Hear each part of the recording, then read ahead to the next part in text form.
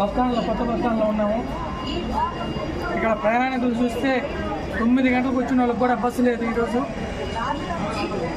Depot manager గారిని ఇక్కడ ఉండే ఎంక్వైరీ వాళ్ళని అడిగితే ఎందుకు ఉదయం 9 గంటల నుంచి ఉండే ప్రయాణికులు ప్రయాణించడం లేదంటే అనంతపురం జిల్లాలో రాప్తోడ్ నియోజకవర్గంలో జరిగే జగన్ బహిరంగ సభకి వెంకటగిరి డిపో నుంచి 26 బస్సులు పోయినాయి.